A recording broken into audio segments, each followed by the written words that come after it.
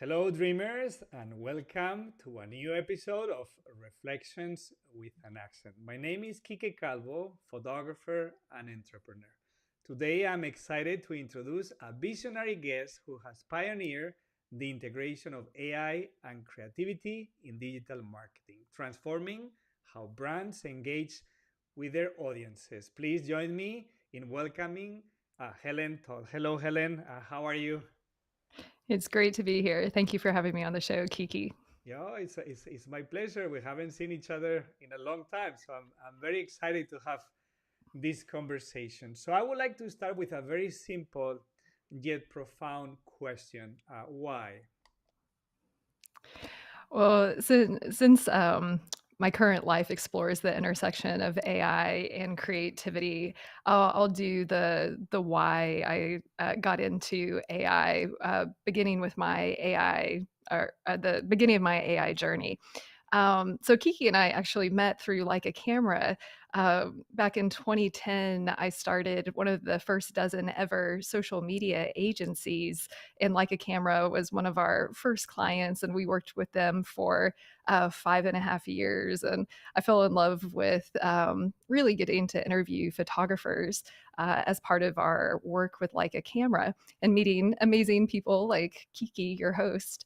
But fast forward to October of 2022, a friend of mine was visiting who works at OpenAI. And I always have creative projects outside of my work. And one of those is a mini series. And we took the opening scene and put it into this dog fooding version of this thing called ChatGPT. And within seconds, the dialogue and the actions just magically appeared on the screen, and it captured my imagination. And as we all know, it captured the world's imagination the following month, growing to be the largest or the quickest user adoption in history, with 1 million users within 5 days, and then 100 million users within 2 months. And it really felt like the early days of social media marketing all over again. With this big disruptive technology that's going to impact all facets of our lives for the better or for the worse. So I wanted to dive in and learn everything I could, and also be a proactive voice for a human centered future. I love social media, but there was a lot of issues that we still have not rectified with social media marketing. So I want to make sure that we're intentional as we move forward in this great new revolution that's happening with artificial intelligence. So after that, I decided to launch a podcast called Creativity Squared, which started last April. And that explores the intersection of AI and creativity. And then I also co host the largest AI meetup in all of Ohio. And I also am part of the Cincinnati AI Catalyst, which is an organization that's leveraging AI to make sure all 8 counties and 2.5 million residents in this region don't get left behind with AI. So, So there's lots of potential yeah, I know. in these like brave new world. So let me ask you something. What is AI, and what is it important for marketing? For so artificial intelligence, I think one thing to point out is like it's not new. The Chat GPT moment captured the world's imagination, but that's not when AI began. It actually goes back, goodness, to Ada Lovelace, who wrote the first algorithm, and then in the 1950s, Alan Turing, who started beginning to ask the question, can machines think? But AI is already embedded into all of our lives, whether that's voice assistants or traffic lights. And when it comes to marketing, we've already been using AI, all of the feeds on our social platforms, the ads, how they get optimized. AI is already embedded into everything that we do. The difference with generative artificial intelligence um, is that you no longer have to be super technical to be able to use the tools. And through natural language, you can interact with them almost like you're texting your robot friend to engage with it. So at the end of the day, artificial intelligence is just machines able to think similarly to humans. The biggest thing with AI that all the major companies are trying to do is to reach artificial general intelligence, which theoretically will match or surpass our own intelligence. But from a marketing standpoint, there's a lot of different ways brands can leverage AI. Right now, a lot of it using the generative artificial intelligence, like the Claudes, is for it's more copy and paste with content creation, and we're seeing it more integrated into workflows to start saving time and getting productivity gains. And then the next wave, which you're already kind of seeing, are all of the AI chatbots, where brands will have their own custom in your brand voice bots on your site that will start to replace all of the customer service bots that will answer any of your questions or any customer questions built on the corpus of your branding and frequently asked questions and whatnot. And then the next wave beyond that are the agents AI, which will actually start completing tasks on behalf of the users. And that's going to really impact the entire user journey when it comes to marketers. So it's exciting, terrifying, and fantastical world to dive into with all the change that's happening so fast, but lots of opportunities as well. Absolutely. I'm quite fascinated with AI. Actually, I bought quite a few stocks on companies related to AI when they were very low, like Nvidia. So Oh, smart. yeah, I know. So I've been following the trends and the industry. And Helen, before I ask the next question, when I put you on the vertical view, you seem to be to the side. Do you think you could move your camera slightly? Yeah, You let see, me just move my that is chair. Is that perfect. better? Yeah, that is perfect. That is perfect. I'll get one more. So I was gonna ask you, what surprising marketing lessons have you learned from using AI? Is there something that you could share that shock you and would probably shock whoever finds this video in the future? Oh goodness, that would shock me. I think there was a friend of mine who I regularly connect with in the industry on a monthly, quarterly basis. We do calls, and she showed me a demo of a custom GPT, which is one of the custom chatbots that you can build within OpenAI, and it basically just prompted the user and could bang out an entire marketing plan with your personas and every piece of the strategy to tactics very quickly. And when I saw that, it was kind of like almost like a holy shit moment. Like when you hear about AI displacing jobs, it's that's a real thing. But I think the main thing when I see stuff like that is you can't just like do these prompts, copy and paste, and then shoot it off. Because, like, where are you in that? Where are your thoughts? Where are your perspectives? And uh, is the strategy that great? Are you using discernment with these machines?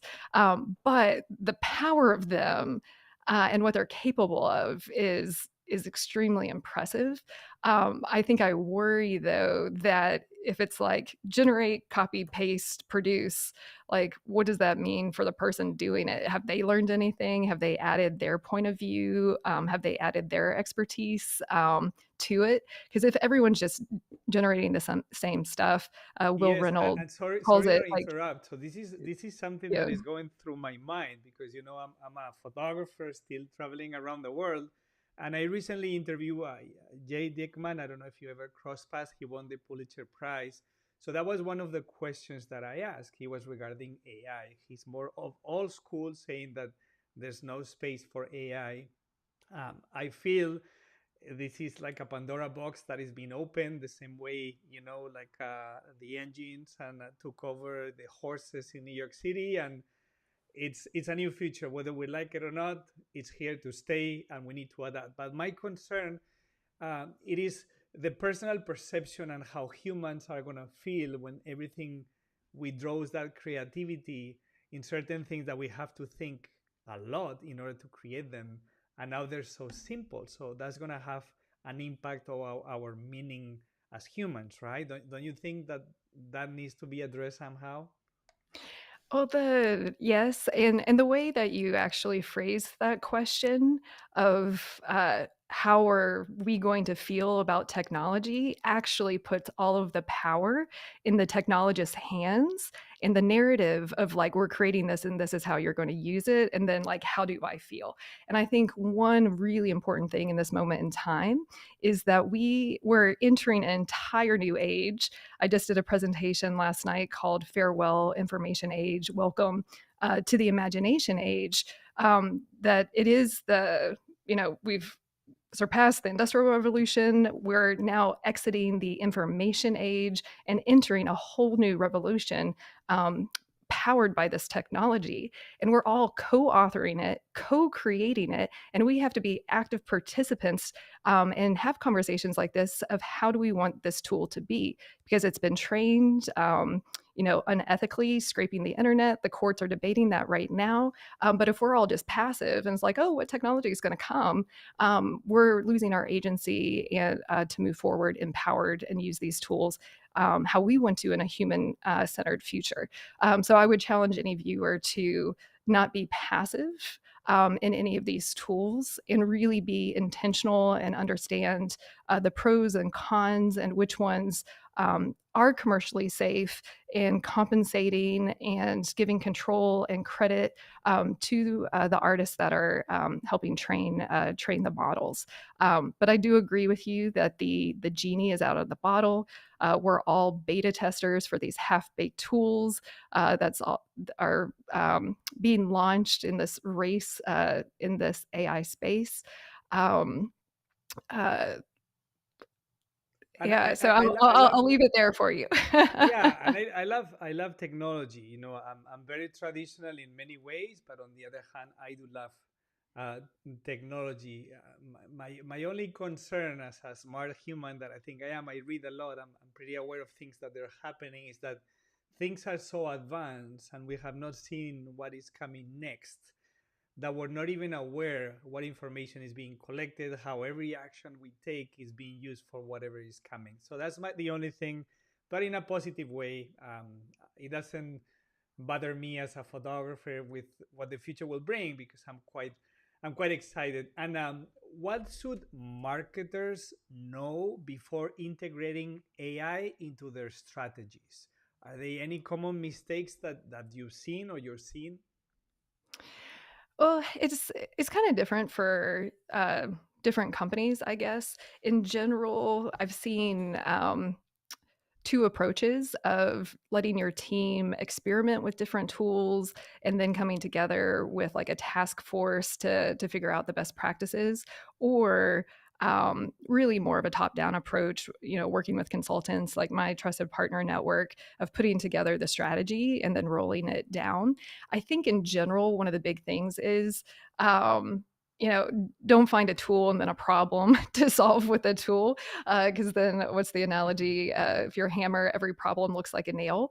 Of really stepping back and on a principle standpoint of um, looking at your processes, where are things taking time, where are there opportunities to find productivity gains, and then mapping AI to that and baking it into your workflows and whatnot. So I think it's great to experiment, to have different tools and be experimenting, but to then codify that within your company into workflows and processes. And if you don't have an AI policy, I definitely recommend that. A lot of companies these days are still trying to wrap their heads around things, but if you don't have an AI policy, definitely do that.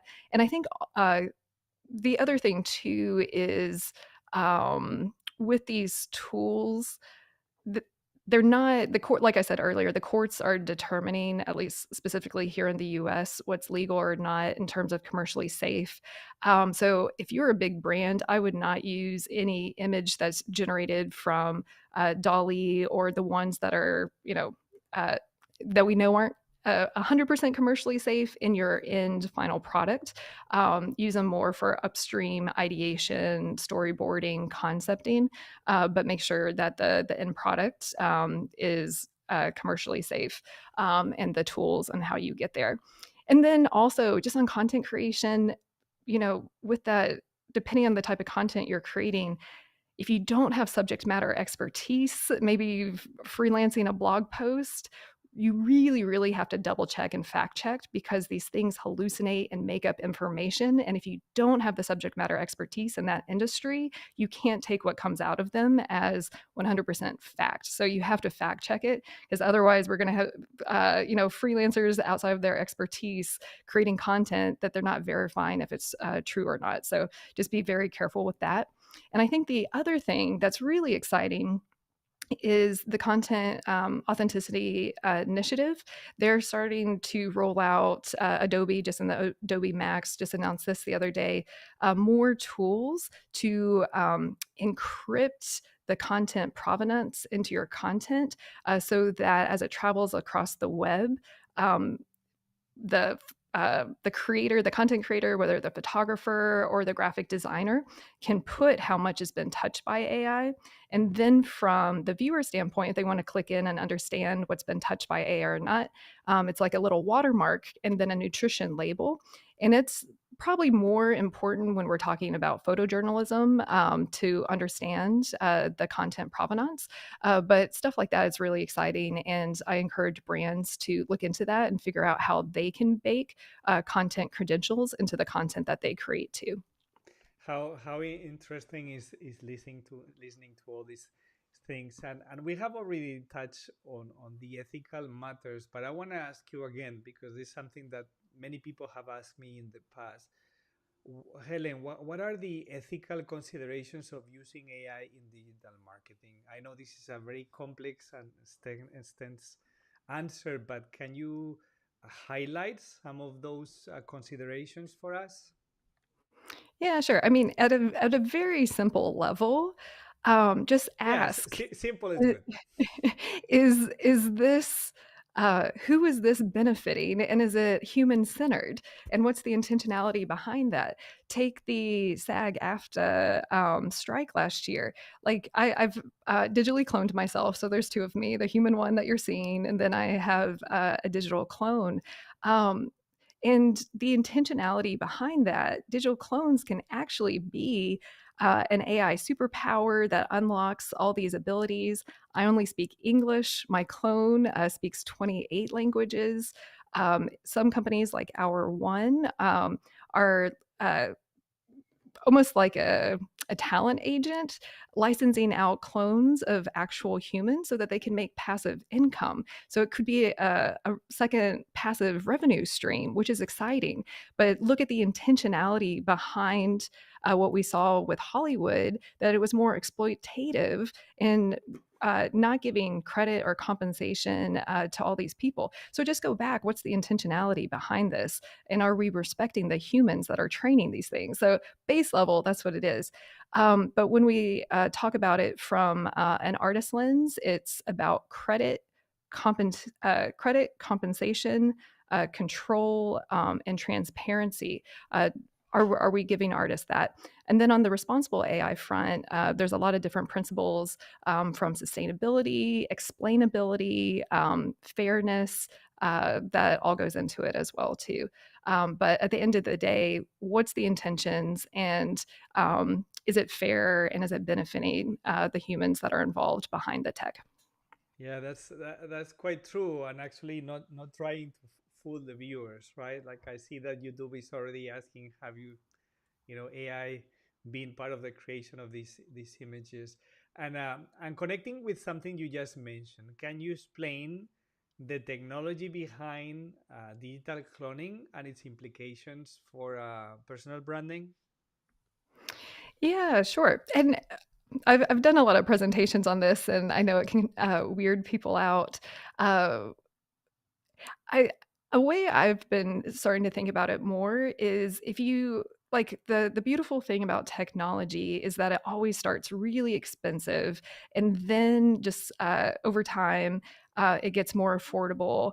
And you see that whether it's photography, then going to our phones, just being more accessible. And when we talk about digital cloning people, Think about Hollywood and how expensive and really the equipment needed to digitally clone someone. And they don't use that terminology, but like the scanning to then use for CGI and however they do it in this special effects for films, like super technical, super expensive, and super limited to your budget and the studio space and all of that. Fast forward to today, it's not just for the Hollywood studios. We can all scan and digitally clone ourselves.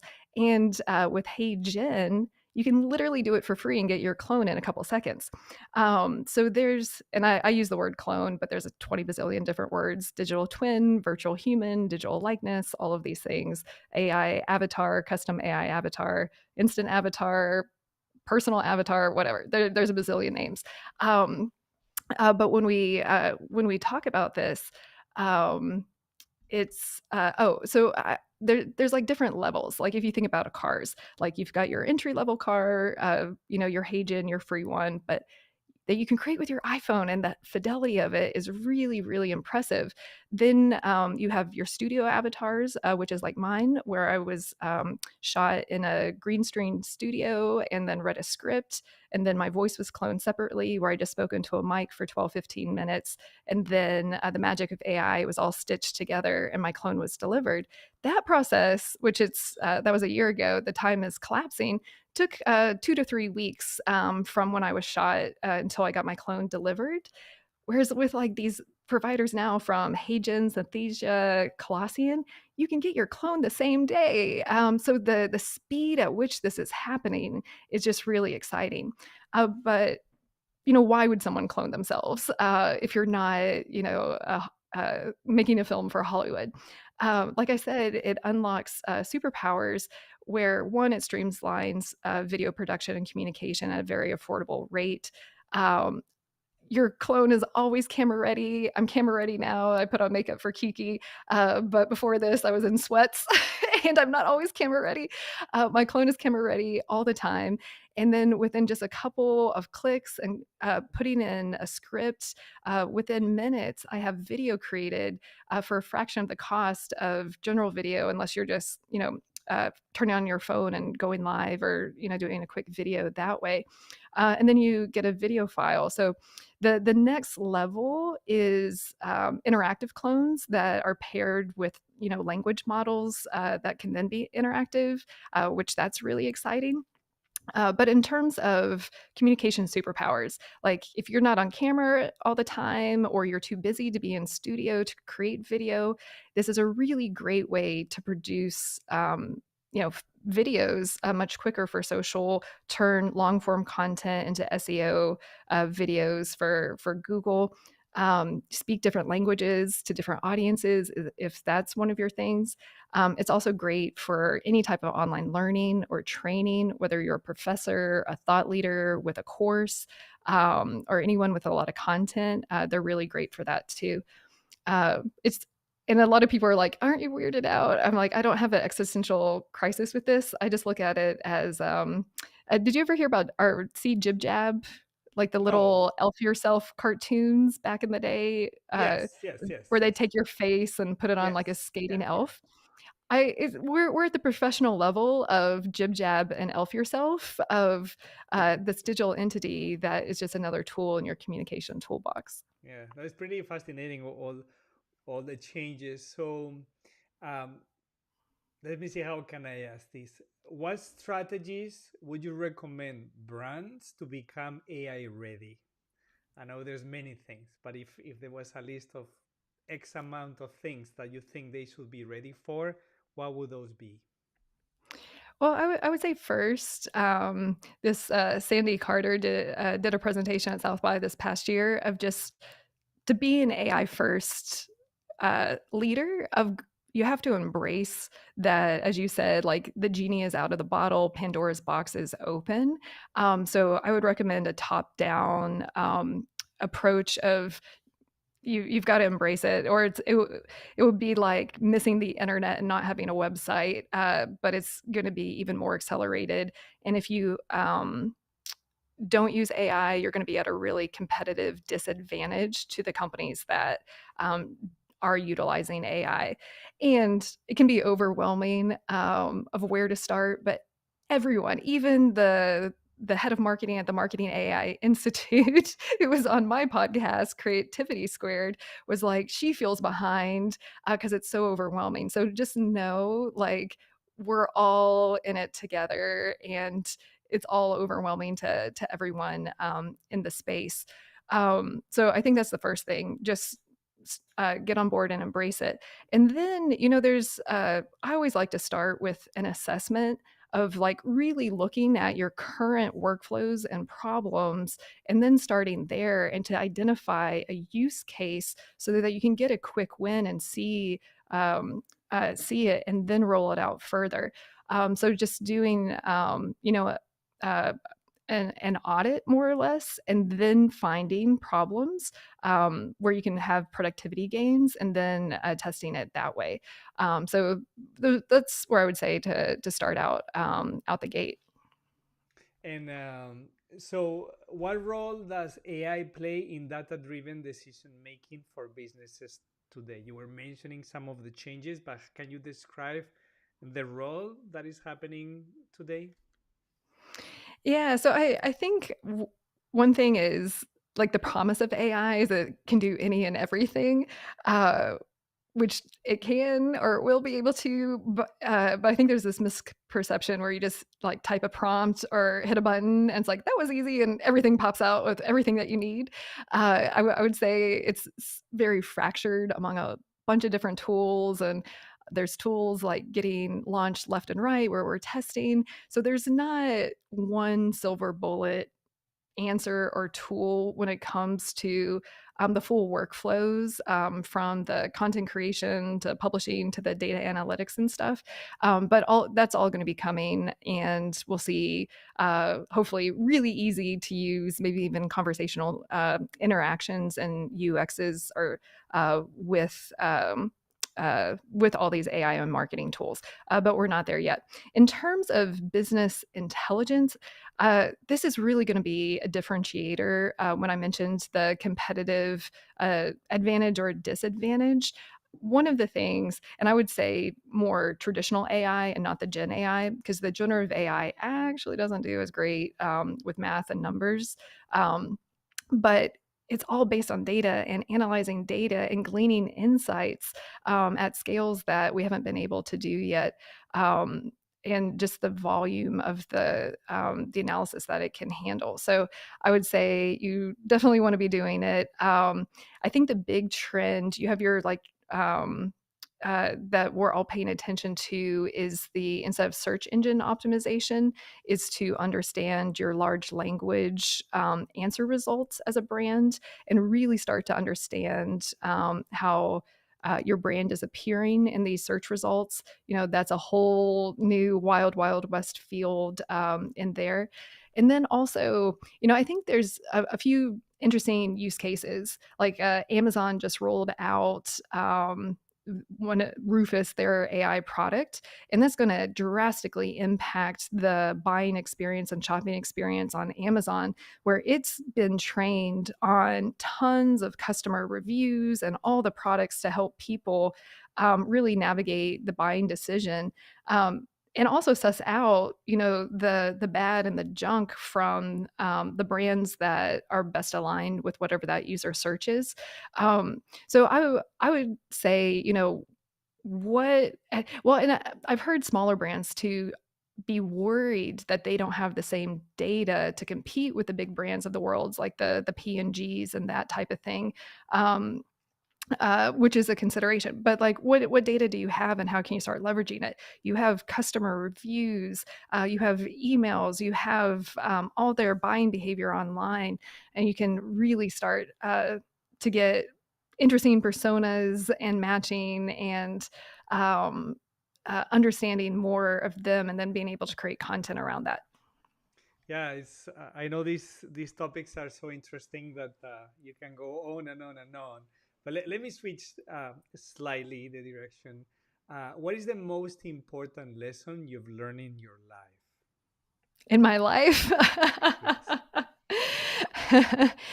I'll tell you what I've been thinking a lot And unless you're about. like a cat and you have had different lives, right? But I'm talking about the current present life, Helen.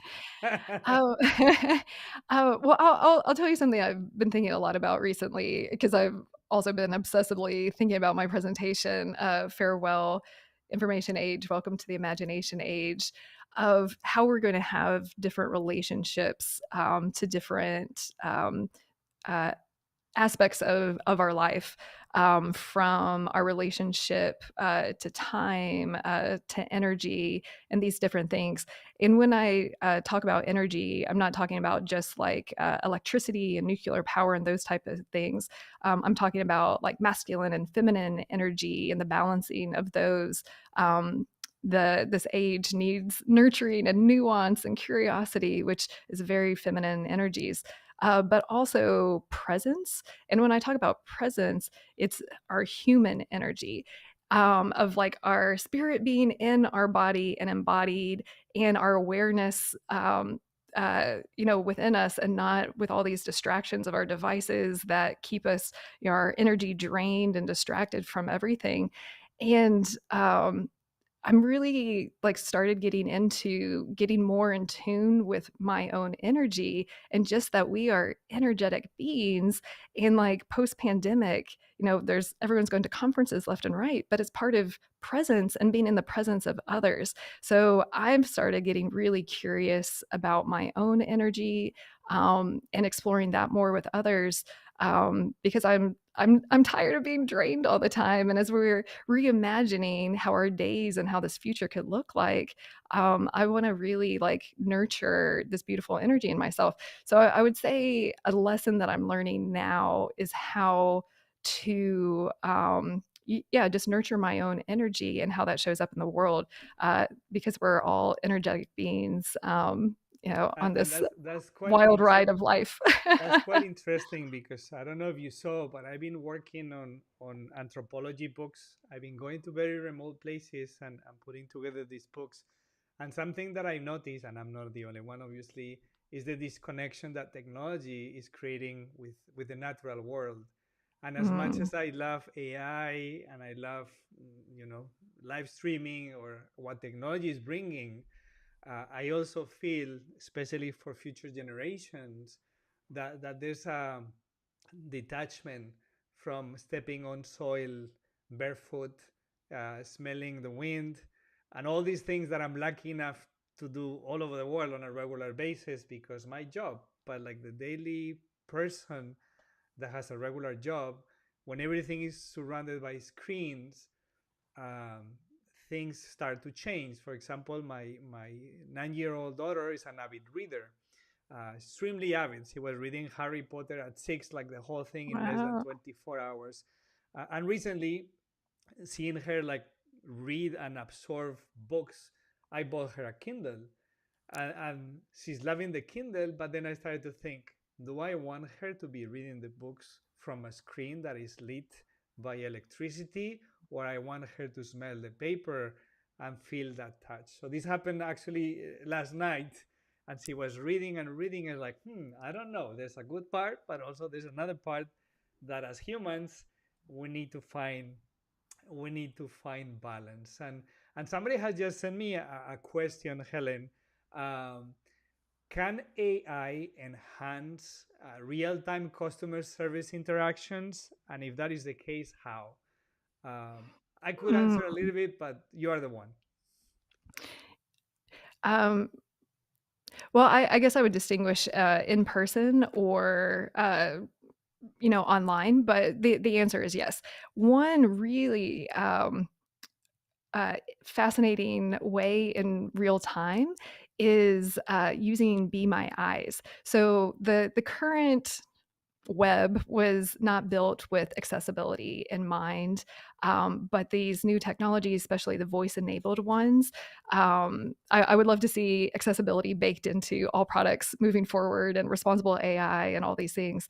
But Be My Eyes, um, uh, they recently released a product for like POS systems at brick and mortar locations. Um, that if someone has a vision impairment, that using the app and stuff, that it can help the person with the vision impairment be able to more easily interact through computer vision and whatnot with the salesperson or the customer service rep. So that's really exciting.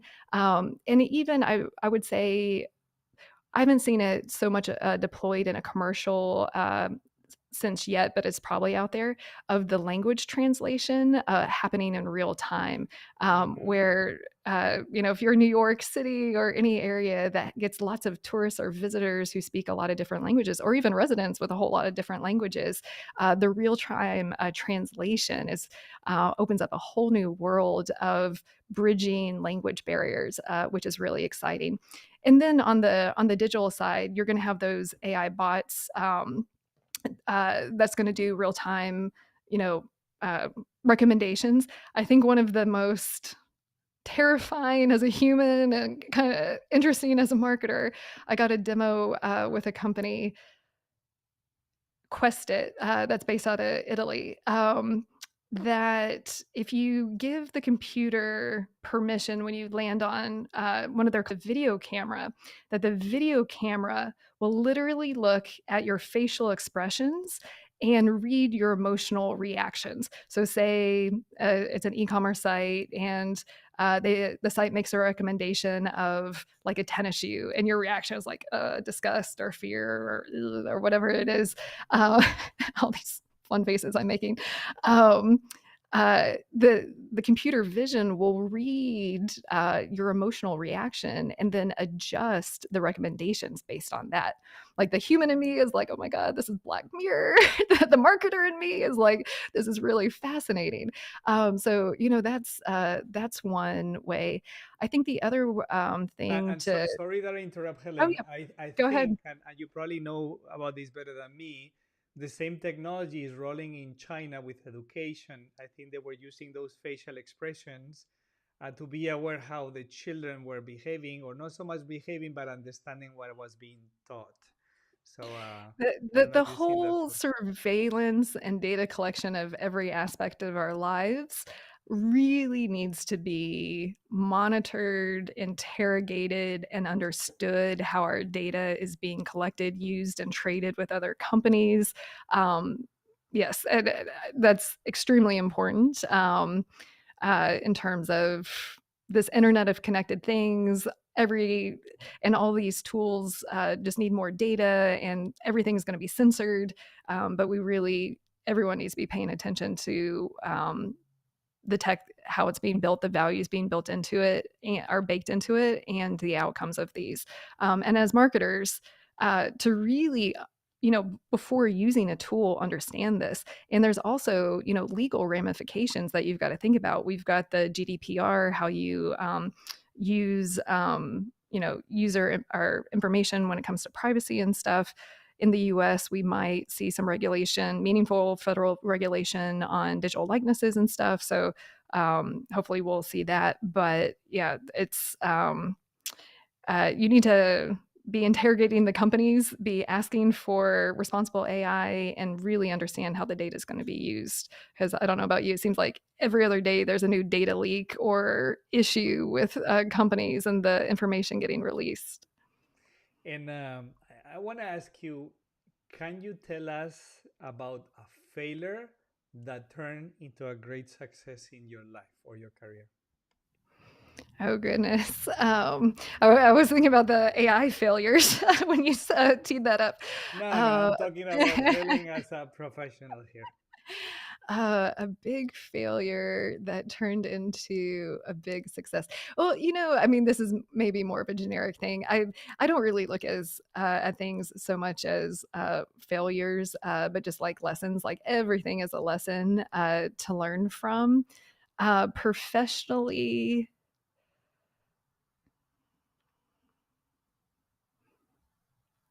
yeah, that's a good question. I'm not thinking of any good answers off the top of my head. Um, I'm glad that I'm making you think. I mean, I've had plenty of failures. You know what? I would say early on in my starting, because I started Sociality Squared, which is my social media agency, when I was 26 years old, and jumped in not knowing much about how to run a company. And there's some like fundamental business things of like hiring a good attorney and a good tax accountant, and also reading contracts to know when um, renewal dates are coming up.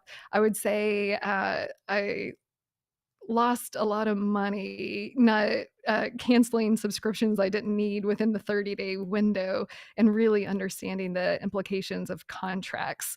So it was a costly lesson, but I will say that I actually conference organizers, because I always question the usage rights, especially now with AI. I give them a hard time, but I am that person that always reads contracts and understands the terms and dates and stuff. So expensive lesson, but a boring one, but an important one moving forward.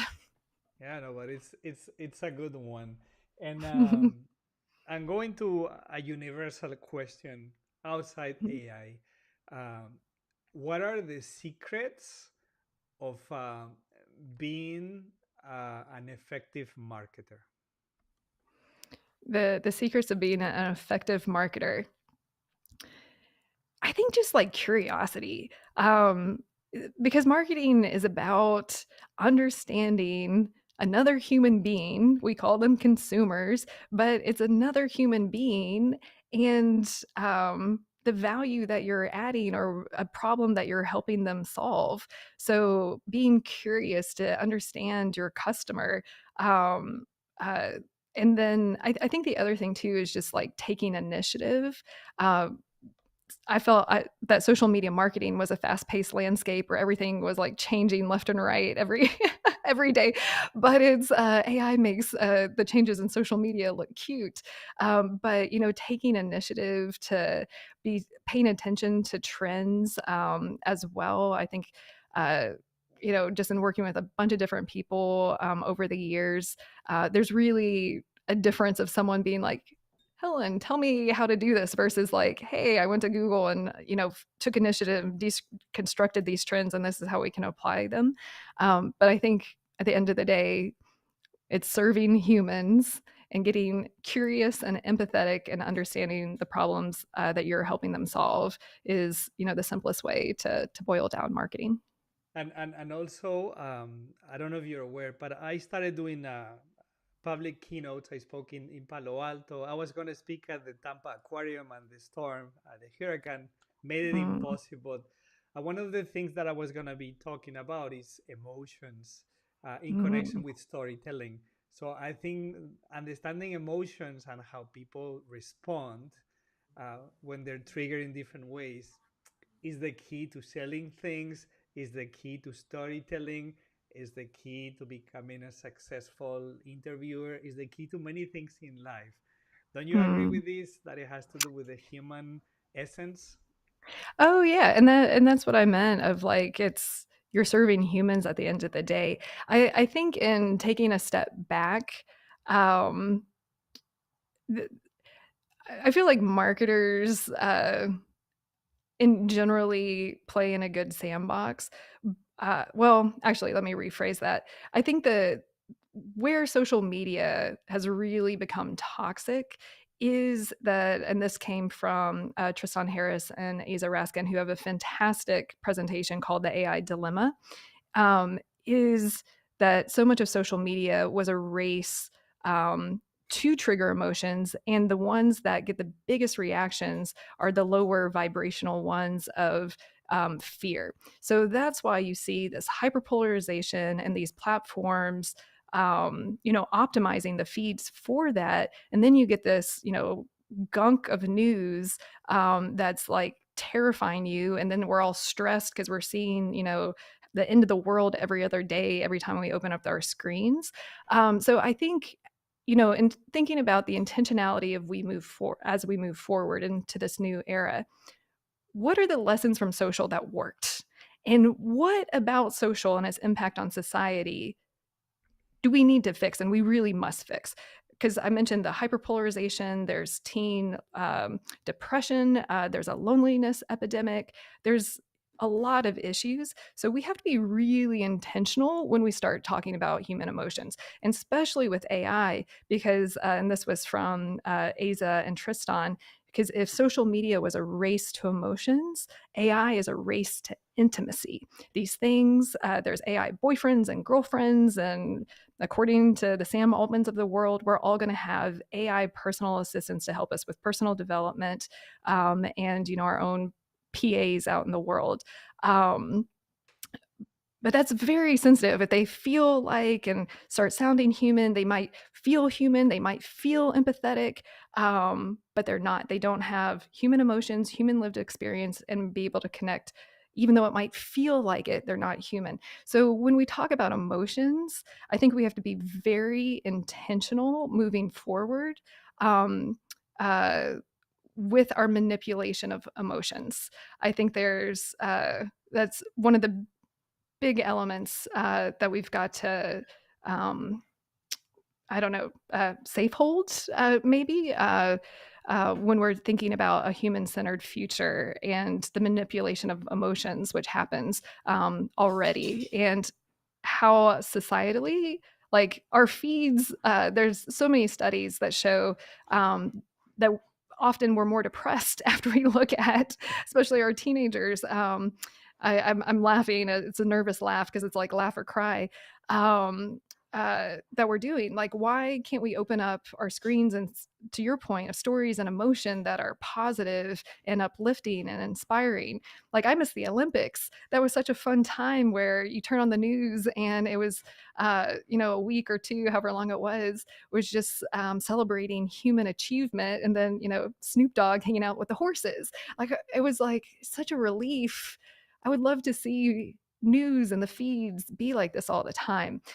So, I would say with marketers, all of the fear tactics, like that's out. All of the shaming, I see shaming all the time in marketing tactics of like, download this report, and then the line below that is like, no, you want to miss out on insightful education. Like, why are we shaming people? Like, no, that's a low vibration, shitty thing to do.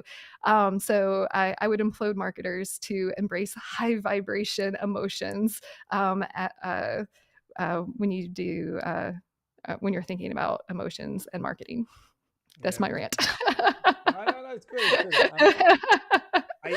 I love your necklace, and I'm enjoying what you're saying with us. That's what I'm just listening for that one. Well, Uh, I have my podcast cover art has like a funky eye over my face, so uh, purely marketing to promote my show. I know, I know. It's like the third eye. Um, what are the essential skills for marketing an idea? I know these are very complex topics that I'm asking, so I want you to simplify it because the audience might not be connected with the marketing world. So they have an idea, they want to market it. What is the essence to do so properly? The way to market an And I idea. hope you don't tell me hire a marketing agency, right? Like we're just talking about the essence of marketing. Yeah. Um, I think the interesting thing, is I mean, it's about the humans, and as much as it's like this two-way dance between the brand and the person that you're solving, of what how you present your brand and the values, and then the perception that the individual has. So you can only control so much of that. So, in the controlling part of your brand and getting your idea, I think the biggest thing is getting super clear on what it is that you're marketing, the values that is baked into your brand and the product, and what problem that you're solving, and then understanding your audience, and how those that problem solving and those values align with the audience that you're trying to reach, and then to meet them wherever they're at, whether it's the local vernacular, culturally relevant, uh, entertaining, whatever it is. But it goes back at the end of the day of values and really knowing your customer and communicating it in a way that meets them where they're at to where it resonates. I think that's the power of story. Is it resonates with the people that you're listening to, or the most powerful stories. So you have to find um, the your brand recipe that brings in the values and the personas of the people you're trying to reach, and then find that secret sauce or that magic of story that conveys that message to who you're trying to reach and really resonates with them, because that's your entry point, and then you can engage and nurture and move them through the selling process. So the question that I have right now, it's a little connected to myself. I love the concept. I read many books about branding and personal brands. And since you met me way back working for Leica, I understood that there's a brand, and I'm not a photographer, but I am a brand. So I'm going to divide the question into two. The first one, for those that are not aware with these things, can you share some of the key elements of building a strong brand, personal brand, in today's digital landscape? That's the first part of the question. And then the second one, when someone has spent, like myself, a long time building the brand, and you see momentum, YouTube channel is growing, do you think growth can happen organically, or you need to step into monetary financing to push it forward? So my YouTube channel has surpassed 4 million views. Instagram, everything is organic, right? I'm sure there's many people like myself that they're going to be listening in the future. So to take it to a different level, do I need to get an agent? Do I need to be doing public speaking engagements that they have to do with brands that they finance those speaking engagements, so I multiply my brand effect? I would like to hear your thoughts. Oh, okay. There was a lot in that question. So, I for know. personal branding, I will say, and I got this from Will Reynolds again, that with so much content being able to be created so easily, especially now with these Gen AI tools, that they kind of for as powerful and as opportunities as they are, if you're only if it's a generative, so it's based on existing works. And in some ways, unless you really infuse your own works and perspective, they can be very homogeneous. Homogeneous. I didn't say that right, but you know what I mean. Um, where in this day and age, having a perspective and a point of view will really have you stand out from all the stuff that's being generated. Because if you have a perspective, especially a new perspective on this content, then that adds value to what's there. And so I would say have a strong point of view, and be vocal about it. The other piece of that is, what are your values, and getting really clear on those and baking those into everything that you do. The other pillar is consistency. Consistency is one of the best ways to build trust. That's consistency in your imagery. That's why branding and brand imagery is important, to build trust. Consistency in your publishing schedule and showing up is another important way to build trust. So I would say three high level: have a point of view, be super clear on your values, and be consistent in everything related to your brand that you're doing. To your question about organic versus paid, there are some breakout stories of organic still working. I will say it's harder these days. Just because of the competition of how many people are competing. But I always compare social media to going to the gym, and it goes to that consistency. You're not going to see overnight results by going to the gym once. It's showing up consistently over time where you see results, and that's the same thing with social media. Now, if you add paid to it to boost that will amplify and speed up and accelerate your growth a lot. So depending on your resources, whether it's time or budget, just understanding what resources you have and then be able to make the best decision moving forward. Now, as a thought leader, Kiki, uh, yeah, I would say sure, get a speaking agent. I think that would be awesome to have you on more stages around the world. The reason that I was asking you, Helen, I think about everything. And the more that I learn, the more that I have to conclude what you said, that you need to have your own perspective. You need to be unique in the terms of the amount of knowledge you have, and you have how can you bring it in connection with other things. But something that I was missing in the equation, and I came to conclude, is that many of the celebrities, I don't like the term celebrities, known people in different industries, they have been created. Once I met them, I know the stories, I know how smart or not smart they are. I realized that there's big money, big campaigns. Same thing with writers. I write children books. I told you they all over the world in Amazon, in Barnes and Noble.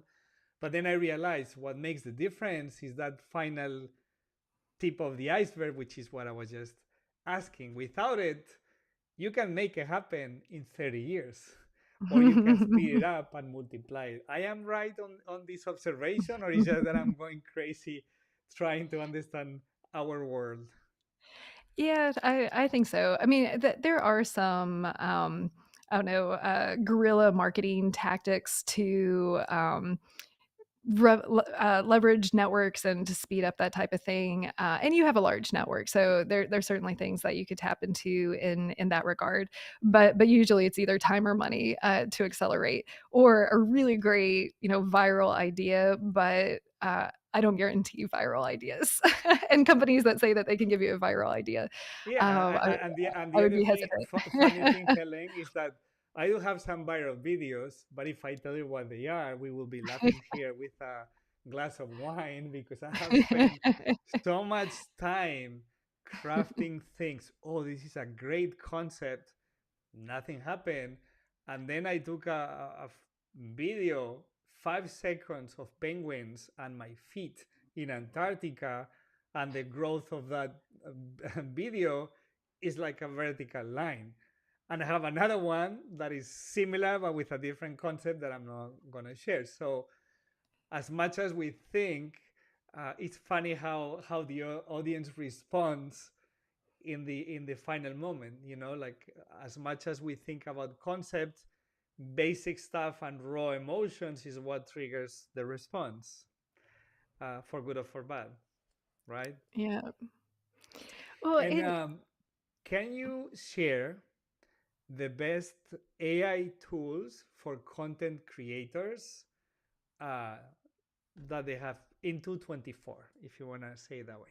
mm, yeah. Well, I would say outside of AI, you and your brain are your most important tool. So invest in that. Invest in learning about all the tools.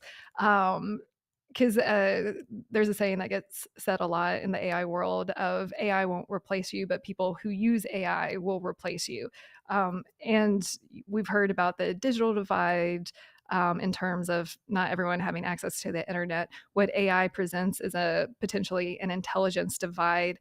Harry Yeff, who was on my show, calls it intelligence like on tap, like a water tap. So definitely, I would say get familiar, invest in yourself. Human creativity and the strategy and discernment as we're moving forward are some of the most important things as AI automates a lot of the things. But in terms of content creation, I recommend playing with all of the tools. There's free versions. Don't put any personal information into that because you're training the models. The paid versions, double check the fine print, but usually if you're on the paying tier, you're not training the model, so that's good. But yeah, test out. They all have different pros and cons, whether the output that they're doing to if they are commercially safe to use or not. But the the ones that I play with the most are Claude and ChatGPT. Then there's Gemini, Perplexity. What's the other one? I'm forgetting off the top of my head. And then, oh, the Meta one, Meta's is pretty good. That also launched. Then there's like added tools on top of that that are kind of like wrappers, so to speak, that either are built on one of the models or tap into a bunch of them. And companies like Jasper are good for that. Narratize, which is headquartered here in Cincinnati, they help take very technical and scientific ideas and make it easy to for the technical people to more easily tell their stories, so their innovations don't get shelved because they can't communicate them. So I think that's good. But I would start with just the LLMs, the large language models themselves, which are the chatbots that I just mentioned, Claude and Chat GPT and whatnot, and start playing with those. And regarding video creation or photography creation, besides Mid Journey, have you played around or experimented with other ones? I haven't experimented as much as I want on that front. With I'm in one of those spaces where it's like building the plane as I'm flying it with my podcast, and I don't always have, and all my speaking and AI volunteering, that I don't always have the time that I want to start playing with all of the tools. Um, Okay, so other tool recommendations. When it comes to presentations, I saw two really good demos, a Gamma, that's GAMMA, and then beautiful.ai, that can make beautiful presentations really quick on your work. On the text to video or video creation, I haven't played a ton, but I will say um, two companies to really pay attention to is Canva and Adobe. And this isn't, I would say, like um, more advanced videographers. I would say your entry level content creators, because Canva is like really introducing a ton of products, AI enabled, and as well, that just make content creation super easy for anyone. I think another really interesting space, like you have the clones too, which help create video that we already discussed. Those companies, HeyGen, Synthesia, and Colossian, are three to look into. And then the other thing that I'm really excited about that I haven't had a chance to really play with is the motion capture where you're putting masks over you and using those in real time. One of my guests, Claire Silver, we did an interview similar to this, and I think it was on Zoom. And she's anonymous online, and in real time, I was interacting with her avatar, but I was seeing her emotional reactions too. Like if she was thinking, her avatar would like look up and stuff. So those tools again that are traditionally thought of for like Hollywood and gaming and big studios to be able to manipulate with stories are now becoming so much more accessible and anyone can use without technical things. So I'm excited about yeah the masks and the AR layers and stuff and the fun that will be. And you were, and I know you have to run, and I will be wrapping up soon, but I'm just picking your mind full speed here. So, what are the key, let's say, the three key lessons you've learned about podcasting that you think Mm. an aspiring podcaster should know? Like, I'm sure you've made lots of mistakes, like I have, and you've learned, right? So, do you mind sharing some of those lessons in a simple manner? um, it's like going to the gym. It's uh, a lot of work. You show up consistently, and again, like not expect overnight results And also, I should say, either. Helen, sorry to interrupt. You go to the gym, and then you realize when you start, you're by yourself. And then after, and, and after you keep on moving forward, hopefully there's somebody else with you at the gym, right? Yeah. Uh, I find podcasting um, a great way. to build relationships. So far, I have not monetized my podcast in the way that I want. So I would say, don't think that you're gonna make money overnight with it, or if you have and figured that out, let me know. But as far as a top of funnel, to introduce yourself to your audience, that's really great. But it's also just like a wonderful business card, um, of sorts, to build your network. I've only had a couple people say no, or that punted me down the line, but my network has just grown so much of bringing guests onto my show too. So I think, like, what's the purpose, going back to what's the purpose of your show? Is it, do you want to monetize it? That's, different strategies. Is it to build your network and or be a thought leader? I would say get really clear on the purpose of why you're going into podcasting. And then uh yeah, just it's consistency, but it's really amazing, and it's such a beautiful and intimate space to be in someone's ear. And the listeners that show up every week, that listen to you for an hour once a week, that's a very special space to be in, especially with so many things competing for our time. And just to like honor that, of making sure that's time well spent, that someone is putting them sometimes with an earbud literally in their ear, and making that time worth it too. And also, I want to add, um, I think you learn so much in the process. I was lucky to interview Guy Kawasaki, Oh, the cool. former U.S. Secretary, uh, one of the world top's COVID expert during the pandemic. And Mm, besides the monetary, which is not part of the equation with my comment, is I have grown so much by all the conversations mm. I've had that you probably agree with me. Yes, you expand your network, but every person that sits in front of you, like I'm learning from you, and vice versa, hopefully, um, there's so much knowledge that you incorporate and you carry on forward, right? So that's Oh, how I feel about the whole process. Like I keep on doing it in Instagram, and I don't care about monetization. I do monetize. I just don't care. Like my main reason for doing what I do is to learn. So yeah, I agree I'm with you so on that one. glad. Yeah, I'm so glad you said that. I agree. Like, my 70th episode is coming up this week, and I mean, I spend a lot, for each one, but that's easily 140 hours. Uh, just if you do 2 hours per episode, which I spend a whole lot more, between the prepping, the interviewing of, it's almost like a master class or university class to learn everything about AI, and I'm getting to ask the cutting edge, pioneering people who are building, thinking about it, and have made careers of it. So yeah, I've learned so much from my guests, and I think one of the big things that I think a lot about now is just kind of like, what how is society going to be impacted and change, and where are the opportunities, and how we can proactively shape our future.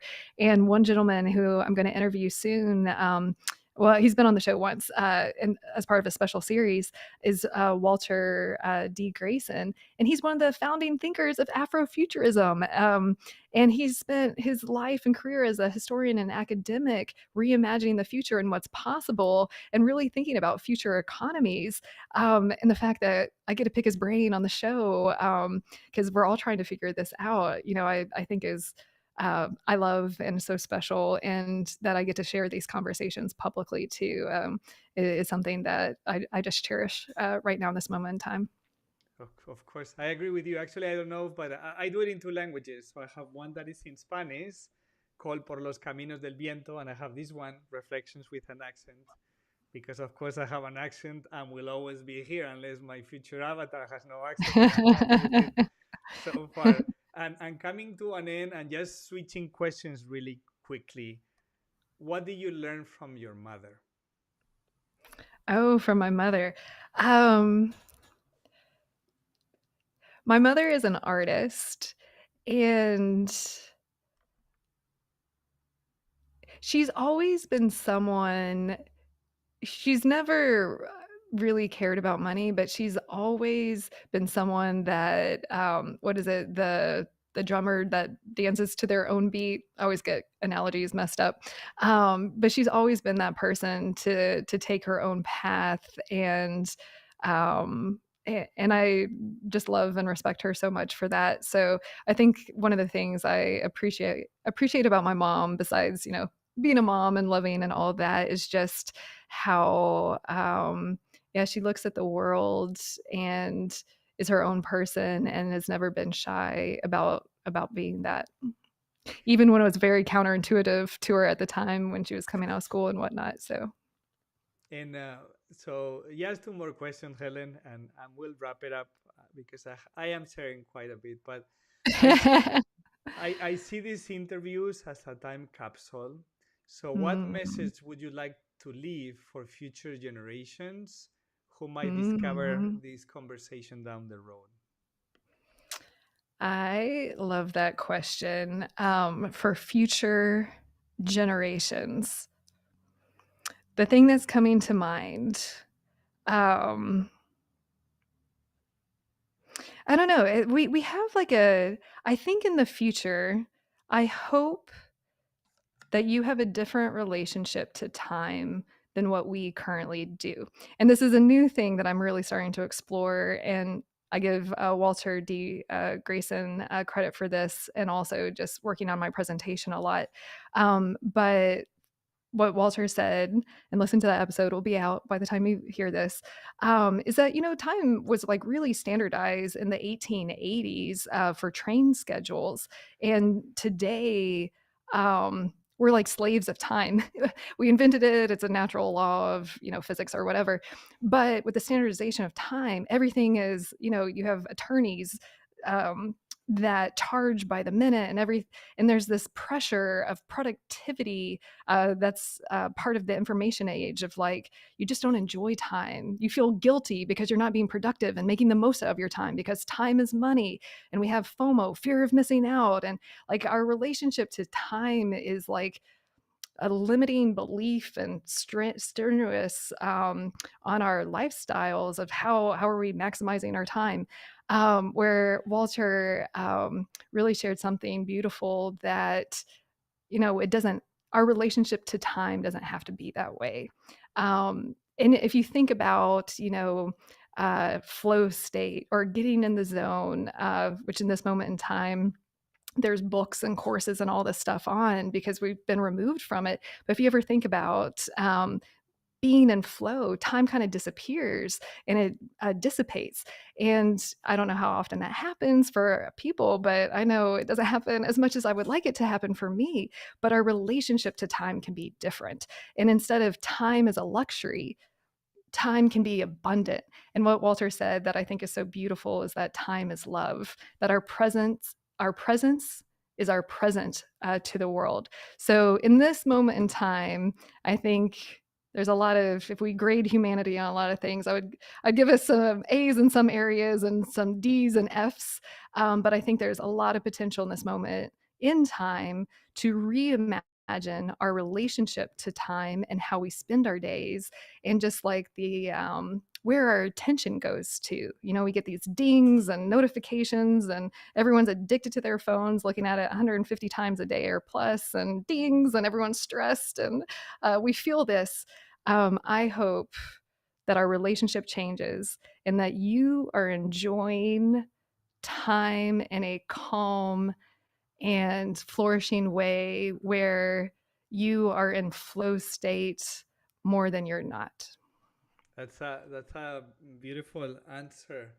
I think that's what people go sailing. They Mm. start playing piano like myself, which I started in the pandemic, because you need to go into that sub mental space that is special and is for you or sharing with someone, and it doesn't have that pressure that, as you say, social media and phones. For example, I can tell you I have removed all my notifications from my phone. Mm. I don't receive anything, or I actively open an application.